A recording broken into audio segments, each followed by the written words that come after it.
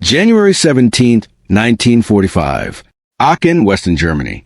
The frozen morning air bit through the woolen coats of the women standing in a makeshift processing center, converted from what had once been a schoolhouse. The walls were cracked from artillery fire, the windows patched with cardboard and cloth. Outside, the rumble of American supply trucks echoed through streets still dusted with snow and debris. Inside, German civilian women, clerks, teachers, nurses, housewives, waited in silence, their faces pale with exhaustion and uncertainty. They had been told to report here for registration, for identification papers, for ration cards. The war had passed through their city like a blade, and now they stood in its wake, trying to comprehend what came next.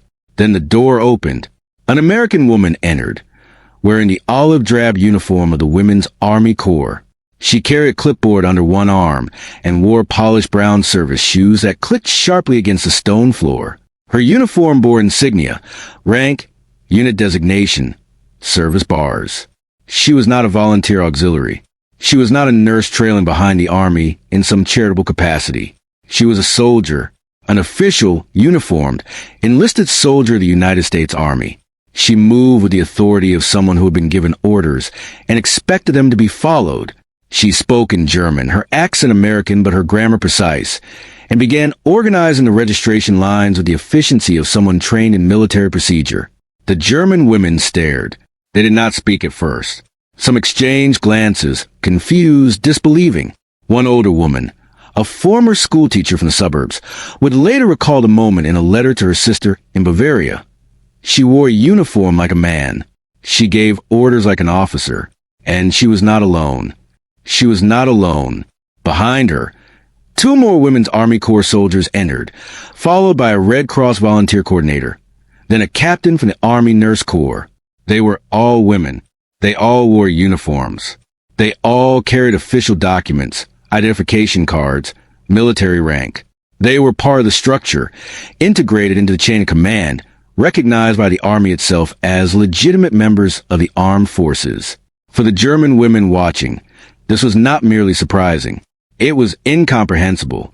To understand why, one must step back, not just weeks or months, but years, decades, to understand the collision of ideologies that occurred in those processing centers, in those occupied cities, in those quiet moments when German women first encounter American women in uniform. One must first understand what each had been taught about the role of women in society, in war, and in the nation itself. In the years leading up to the war, the National Socialist government in Germany had built its ideology on a foundation of rigid, clearly defined gender roles. Women, in the vision of the Third Reich, were to embody the principle of Kinder, Kirche, children, kitchen, church. Their value to the state was biological and domestic. They were to bear children for fatherland, raise them in accordance with Nazi ideology, and maintain the home as a sanctuary of racial purity and traditional values. Hitler himself had declared in 1930 for that the woman's world was her husband, her family, her children, and her home. The state encouraged early marriage, offered financial incentives for childbirth, and celebrated motherhood as the highest service a woman could render to the nation. This was not merely propaganda. It was policy. Women were systematically excluded from higher education in fields deemed unsuitable: law, medicine, engineering. Universities imposed quotas limiting female enrollment. Professional careers for women were discouraged, even stigmatized. The ideal German woman was youthful, fertile, obedient, and apolitical. She was a vessel for the race, a nurturer of future soldiers, a guardian of tradition. She did not command. She did not lead. She did not serve in the military.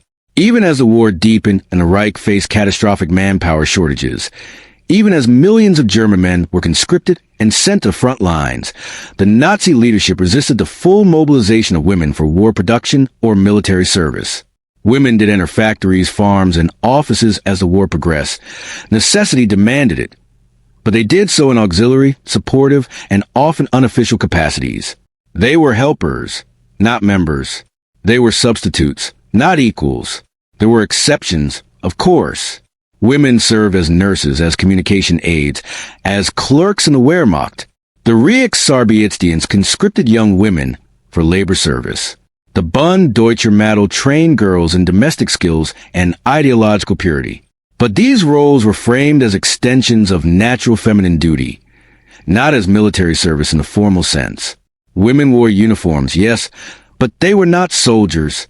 They held no official rank within the armed forces structure. They carried no weapons. They were not trained for combat. They were not recognized by international law as legitimate combatants or prisoners of war. This was deliberate. The Nazi regime feared that formal military service for women would erode the very foundation of the racial and social order they sought to create. To give women military rank, to train them as soldiers, to integrate them into command structure, this was to acknowledge them as equals, as individuals capable of leadership and violence, as citizens rather than merely mothers. And that acknowledgement threatened the entire ideological architecture of the state. So German women, even as they worked in munitions factories and staffed radar stations and drove ambulances through bombed-out streets, remained officially outside the military. They were invisible in the formal structure of the Wehrmacht. Their service was essential, but unrecognized. Their sacrifice was demanded, but unacknowledged. And they believed, many of them, that this was how it had to be, that this was natural, that this was the only way a civilized nation could function. Then came the Americans. The United States had entered the war with its own deep ambivalence about the role of women in the military. American society in 1941 was in many ways as conservative as Germany's when it came to gender roles. Women were expected to marry, raise children, and support their husbands. Professional careers for women were limited and often interrupted by marriage. The idea of women in uniform, carrying rank, serving alongside men in the armed forces, this was radical, controversial, and deeply unsettling to many Americans. But the United States faced a practical problem.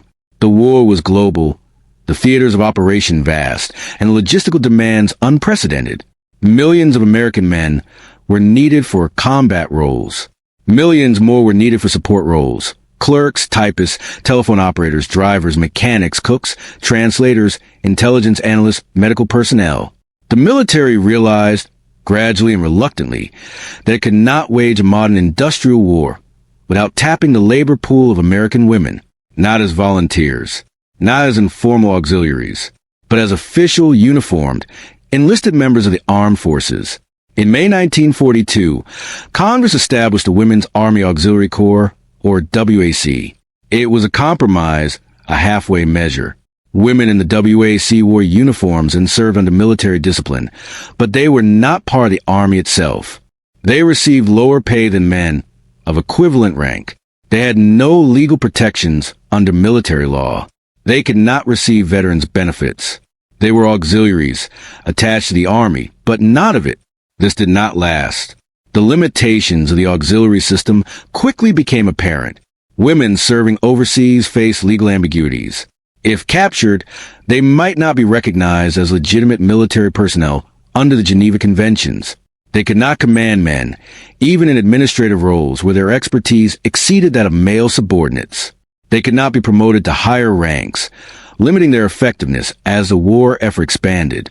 So in July 1943, Congress dissolved the WAC and established the Women's Army Corps, the WAC. This was not merely a name change. It was a transformation. Women in the WAC were now full members of the United States Army. They held official military rank, from private to colonel. They received the same pay as men of equivalent rank. They were subject to military law, protected by it, bound by it. They were entitled to veterans' benefits, medical care, and post-war educational support under the GI Bill. They could command other soldiers, male or female, within their designated roles. They could be promoted based on merit and performance. They were soldiers, not auxiliary, not volunteer, not temporary. Soldiers. And they were deployed in every theater of the war: North Africa, Italy, France, Germany, the Pacific. They served as radio operators, cryptanalysts, meteorologists, air traffic controllers, mechanics, drivers, supply clerks, intelligence officers, photographers, map makers, translators. They operated anti-aircraft searchlights in London during the Blitz. They decoded Japanese military communications in the Philippines. They drove supply trucks through the snow-choked roads of the Ardennes. They landed in Normandy weeks after D-Day, processing casualties and coordinating logistics. By the end of the war, more than 150,000 women had served in the Women's Army Corps. Another 100,000 served in the Navy's waves. Women accepted for volunteer emergency service. The Coast Guard had the spars. The Marines established the Marine Corps Women's Reserve. The Army Air Forces trained women as pilots in the Women Air Force Service Pilots, or WASPs, who ferried combat aircraft across the country, towed targets for gunnery practice, and tested new aircraft designs. These were not isolated experiments. This was policy. This was structure. This was the official integration of women into the armed forces of the United States. And when the war moved into Germany, when American forces occupied German cities and towns, when the administrative machinery of occupation began to function, German women encountered these American women in uniform, and the collision of ideologies was profound. The German women did not expect this. They had seen propaganda films, heard radio broadcasts, read official statements describing the American enemy as decadent, racially mixed, culturally degenerate. They had been told that American society was weak, that its women were frivolous, that its men allowed themselves to be dominated by female hysteria and Jewish manipulation. They had been told that democracies, by their very nature, were incapable of true discipline or sacrifice, that they rewarded mediocrity and punished excellence, that they would collapse under the weight of their own contradictions. They expected occupation by barbarians or fools. What they encountered was something else entirely. In Aachen, in Cologne, in Frankfurt, in Munich, in every city the Americans occupied, German women encountered WWII soldiers managing displaced persons camps, coordinating food distribution, organizing medical services, processing identification papers, conducting interviews, translating documents. They encountered Army nurses running field hospitals with surgical precision. They encountered Red Cross workers who operated with military efficiency and clear chains of command. They encountered women who spoke with authority, who made decisions, who expected obedience. And these women were not exceptions or anomalies. They were part of the system. One German woman, a former secretary in a Hamburg shipping firm, described her experience in a diary entry dated March 1945. She had been assigned to work in an American military administrative office, translating documents and assisting with civilian registration. Her supervisor was a WWII sergeant, a woman from Iowa who had worked as a school administrator before the war. The sergeant organized the office with ruthless efficiency. Filing systems, daily reports, clear procedures for handling civilian inquiries. She delegated tasks, evaluated performance, and reported directly to a male captain who treated her recommendations with respect and deference. The German woman wrote, "I did not understand how this was possible. She was a woman, but she commanded men. She was young, but she held rank. She wore a uniform with insignia I had been taught to recognize as symbols of authority, and the authority was real. The men obeyed her, not because they feared her, but because she held a position that they recognized as legitimate. I thought this must be a peculiarity of the occupation, some temporary arrangement. But she told me she had been a soldier for 3 years, that she had trained in Georgia, served in England, landed in France, that she held the rank of sergeant the same as any man. I did not know what to think. What troubled her, what troubled many German women, was not merely the presence of women in uniform. It was the implications of that presence. If women could be soldiers, could hold rank, could command, what did that say about the nature of authority? What did it say about gender? What did it say about the state? The Nazi ideology had insisted that women's roles were biologically determined, fixed by nature itself. To deviate from those roles was to violate natural law, to weaken the race, to invite degeneracy and collapse. And yet here was a nation, democratic, industrial, powerful, that had integrated women into its military structure, and that military had just defeated Germany in total war. The Americans had mobilized their entire society, men and women, in a coordinated effort that produced tanks and aircraft and ships at rates Germany could not match. They had deployed women alongside men in roles that required intelligence, discipline, and initiative, and they had won. This was not theoretical. This was fact. The German women saw the evidence with their own eyes. They saw the efficiency of American administration. the abundance of American supplies, the confidence of American personnel. They saw women soldiers eating the same rations as men, sleeping in the same tents, attending the same briefings. They saw women mechanics repairing jeeps, women drivers transporting supplies, women clerks managing logistics networks that kept entire divisions supplied and operational. And they saw something else, something harder to articulate, but impossible to ignore. The American women were not ashamed. They did not apologize for their roles. They did not defer or demur or pretend to be something other than what they were. They were competent, professional, and proud. They believed clearly and without doubt that their service was legitimate, valuable, and necessary. They believed they had a right to serve, that they had earned their rank, that they were equal participants in a great national endeavor. This belief, this confidence, was profoundly foreign to the German women who encountered it. There was a symbolic object that appeared again and again in the accounts of these encounters, mentioned in letters, diaries, and post-war interviews. It was small, ordinary, easily overlooked, but it carried meaning far beyond its material substance. It was a WWII insignia. The official insignia of the Women's Army Corps was a brass pin depicting the head of Pallas Athena, the Greek goddess of wisdom and war, encircled by the letters U.S. Army. It was worn on the uniform collar or lapel. It was polished, visible, unmistakable. It announced membership, identity, authority. German women noticed it. They asked about it. What did it mean? Why a goddess? Why a warrior goddess? Why was wisdom paired with war? The symbolism was deliberate. Pallas Athena was not a goddess of fertility or domesticity. She was not a nurturer or a caregiver.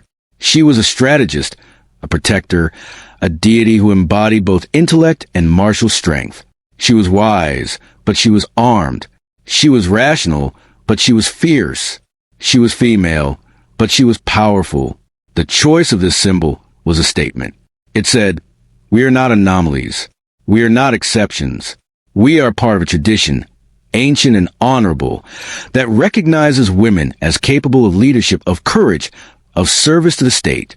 We are soldiers, and we carry the authority of the nation." For German women, the sight of that insignia, repeated on uniform after uniform, worn by thousands of women across occupied Europe, became a visual representation of everything their ideology had denied. It was a small thing, a brass pin, but it symbolized a worldview fundamentally at odds with what they had been taught. One woman, a former teacher from Dresden, wrote in a letter to her daughter in 1947, "I remember the pin, the goddess. I asked a young American woman what it meant, and she told me it represented wisdom and strength. She said it was chosen because women brought both to the army. She said it with pride, without irony. I did not argue with her.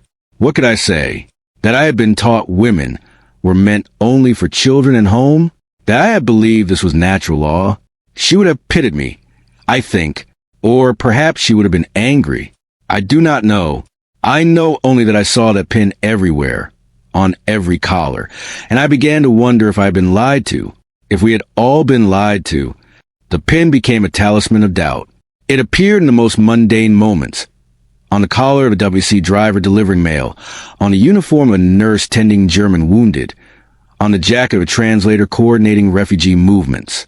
Each sighting was a reminder that the world was larger and stranger than the ideology had allowed, that there were other ways to organize society, other ways to value women, other possibilities. And the abundance that accompanied the American presence only reinforced the message. The American military operated with a logistical capacity that stunned the Germans. Supplies arrived in staggering quantities. Food, medicine, clothing, fuel, equipment. The Americans seemed to waste what Germans had learned to hoard. They threw away half-full cans of rations. They discarded clothing that could have been mended. They operated with an assumption of endless plenty that seemed almost obscene to people who had lived through years of rationing and deprivation. But the abundance was not random. It was the product of the system that had mobilized American industry, coordinated global supply chains, transported millions of tons of material across oceans and continents. That system had been built and operated by men and women working together, integrated into a single coordinated effort. The WWII soldiers managing supply depots, the WWI's personnel tracking convoy movements, the women factory workers producing munitions and aircraft. They were all part of the machinery of abundance. And German women, hungry and exhausted, saw this connection. They saw that the American women in uniform were not a sign of decadence or weakness. They were a sign of strength, of efficiency, of a society that had tapped the full potential of its population and directed it toward a common goal. One woman, a widow from Berlin, described receiving food aid from an American military distribution center in the summer of 1945. The center was managed by a WWII lieutenant, a woman in her 30s who spoke fluent German and ran the operation with brisk competence. The woman asked the lieutenant how she had learned German. The lieutenant replied that she had studied it at a university before the war, that she had been a teacher, that the army had recruited her specifically for her language skills and assigned her to occupation duties. The widow wrote, she had been to university, she had studied languages, and then she had become a soldier, not instead of being educated, but because of it. The army wanted her mind, her knowledge. They gave her rank because she could think, because she could communicate. I had 4 daughters. I had not allowed them to attend university. I had told them it was not necessary, that their duty was to marry and have children. I had believed I was protecting them. Now I wonder what I stole from them. This was a transformation, not sudden, not universal, but real. German women, confronted with the evidence of a different system, a system that had mobilized women, integrated them into military and industrial structures, and emerged victorious from total war, began to question the ideology that had shaped their lives. They did not all abandon their beliefs. Many clung to tradition, to familiar gender roles, to the comfort of the old certainties. But many others began to see the cracks in the foundation, to recognize that what they had been taught was natural and inevitable was, in fact, contingent and constructed. They had been told that women were weak, that they could not lead, that their place was in the home. They had been told that societies that allowed women to step beyond those boundaries would collapse into chaos and degeneracy. But they had watched a society that did allow women to step beyond those boundaries, that had given women uniforms and rank and authority, and that society had crossed the Atlantic, liberated a continent, and occupied their cities. That society was feeding them, rebuilding infrastructure, organizing civilian government. That society was strong, not weak, disciplined, not chaotic, victorious, not defeated. The evidence was undeniable. The historical record bears this out in countless documents, interviews, and testimonies collected in the decades after the war. In a 1948 survey conducted by the American military government, German women in the occupied zones were asked about their perceptions of American society and values. A significant number mentioned the role of American women in the military as surprising or impressive. One respondent, a woman from Stuttgart, stated, "I had not known that women could serve in this way. We were taught that such things were impossible, that they would destroy the family and the nation. But I see that American families are strong, that their women are confident, that they have not collapsed. I do not understand how our leaders could have been so wrong." Another survey, conducted by sociologists studying post-war German society, found that younger German women, those who had come of age during occupation, were significantly more likely to pursue higher education and professional careers than previous generations. Many cited the example of American women, particularly military women, as influential in shaping their aspirations. The official records of the Women's Army Corps document the interactions between WAC soldiers and German civilians in detail.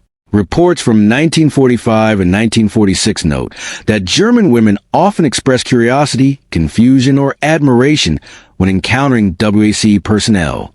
One report from a WAC unit station in Frankfurt describes a German woman asking if the soldiers were allowed to marry, to have children, to maintain families while serving. When told yes, that many WAC soldiers were married or planned to marry after discharge, that military service did not preclude family life, the German woman responded with visible disbelief. The report noted, subjects seemed unable to reconcile the concepts of military service and domesticity, indicated that she had been taught these were mutually exclusive, appeared distressed by the contradiction. This distress was widespread. German women had been raised in a system that insisted on rigid categories, on clear boundaries between male and female, public and private, strength and nurture. The presence of American women in uniform blurred those boundaries, exposed them as artificial, and forced a confrontation with uncomfortable questions. If women could be soldiers, what else could they be? If military service did not destroy femininity or family life, what other lies have been told?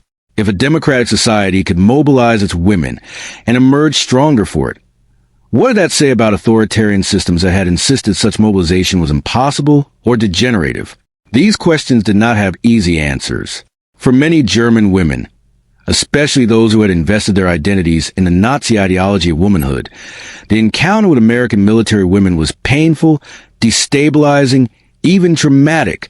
They had been promised that their sacrifice, the surrender of education, career autonomy, was noble and necessary. Now they saw women who had not made that sacrifice, who had pursued both service and selfhood, and who seemed content, confident, fulfilled. The comparison was cruel, but it was also liberating. Because if the old ideology was false, if the boundaries were artificial, if women could be more than they had been told, then the future was open. The possibilities were endless. The chains were not natural law, but human construction, and what had been constructed could be dismantled. This realization unfolded slowly, over years and decades. It was not universal. It was not immediate, but it was real, and it began for many with a simple observation. The American women wore uniforms with rank insignia, and the men saluted them. By 1946, as the occupation settled into routine and the immediate chaos of war's end gave way to Reconstruction, the interactions between German women and American military women took on new dimensions. The WWII soldiers were no longer just administrators and translators. They were teachers, trainers, coordinators of civilian employment programs. They helped establish vocational schools for German women, organized job placement services, facilitated the reopening of universities and professional training programs. They modeled a different possibility, not as propaganda, not as indoctrination, simply as example. German women who worked alongside WWII personnel learned new skills: typing, filing, administrative coordination, English language proficiency. They observed leadership styles, decision-making processes, professional relationships. They saw women who spoke directly, who negotiated firmly, who expected their expertise to be respected. One German woman, hired as a clerk in an American military office in 1946, later described the experience in an oral history interview conducted in the 1970s. She said, "I learned more in 6 months working for the American Army than I had in all my years of school. Not just skills, though I learned those, but attitudes. The WWII sergeant who supervised me treated me as a colleague, not a servant. She explained why tasks were done a certain way. She asked for my input. She corrected my mistakes without contempt. I had never experienced this. German officers, male officers, did not speak to women this way. They commanded. They expected obedience. They did not explain. But this American woman, she believed I had a mind, that I could understand, that I could contribute. It changed how I saw myself. This was the deeper transformation, not just a recognition that women could serve in uniform, could hold rank, could command, but the recognition that this capability implied a fundamental equality, a shared humanity, a mutual respect. The American military women were not superwomen. They made mistakes. They struggled. They faced sexism and resistance within their own system. The United States was not a paradise of gender equality. Far from it. But the very fact that the system had created a space for women, had granted them official status and legal protections, had acknowledged their service as legitimate. This was revolutionary to women who had lived under a system that denied such possibilities entirely. And the symbol of that acknowledgement, the WWII insignia, the polished brass pin with the head of Pallas Athena, remained the most visible and persistent reminder of the difference. Years later, in the 1960s and 1970s, as Germany rebuilt and a new generation came of age, some women who had lived through the occupation kept mementos from that time: letters, photographs, ration cards, and occasionally small objects given or traded by American soldiers. One woman, a retired schoolteacher living in Hamburg, displayed in her home a framed photograph of herself standing beside a WWII sergeant in front of a military office in 1945. She kept it on her desk. When asked why, she said, "Because I want to remember that moment. The moment I realized the world was larger than I had been told. The moment I understood that I had choices. The moment I saw a woman in uniform and knew she was not an aberration, but a possibility." The photograph showed two women standing side by side, one in a worn civilian dress, the other in a crisp military uniform with the insignia glinting on her collar. Both were smiling slightly, tentatively, as if uncertain how to relate to each other, but willing to try. It was an ordinary photograph, but it captured an extraordinary moment. The collision of two worlds, two ideologies, two visions of what women could be. And in that collision, something shifted. The epilogue to the story is not simple or neat. The encounter between German women and American military women during the occupation did not single-handedly transform German society. Attitudes toward gender roles evolved slowly, unevenly, with resistance and backlash at every turn. The post-war years in Germany saw a conservative retrenchment in many ways, a return to traditional family structures and gender norms as the nation sought stability and normalcy after years of chaos. But the seed had been planted. The women who had seen the WWII soldiers, who had worked alongside them, who had observed their confidence and competence. Those women remembered. They told their daughters. They questioned the old certainties. They pushed, incrementally, for change. And when the women's movement gained momentum in Germany in the 1960s and 1970s, when new generations demanded access to education, professional equality, and political representation, they built on foundations laid, in part, by those encounters decades earlier. The American military women who served in occupied Germany did not intend to be revolutionaries.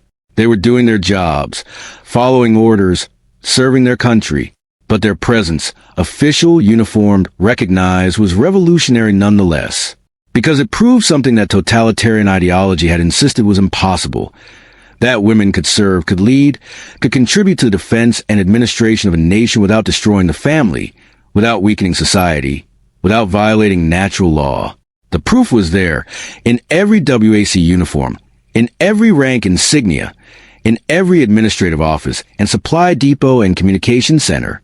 The proof was there, and German women saw it. They did not all accept it immediately. They did not all embrace it, but they could not unsee it. And in the end, perhaps that was the most profound victory of all, not the military defeat of fascism, though that was necessary, but the ideological defeat, the demonstration, undeniable and inescapable, that another way was possible, that women were not confined by nature or destiny to a single narrow role, that societies which recognize and utilize the full range of human talent and capability, male and female, were stronger, not weaker, for it. This was a lesson carried in the brass pin, in the polished insignia of Pallas Athena. Wisdom and strength, intelligence and courage, service and authority, not male or female, human. In the final days of the war, as American forces pushed deeper into Germany, a WWII private named Margaret Foster sat in a requisitioned German schoolhouse in a small Bavarian town, typing reports on a battered Underwood typewriter. She had joined the WWII in 1943, trained at Fort Des Moines, shipped to England, and landed in France shortly after D-Day. She had processed casualty reports, coordinated supply requisitions, translated documents, and interviewed displaced persons. She had done her job with diligence and skill, earning promotion to corporal and then sergeant. She was 24 years old.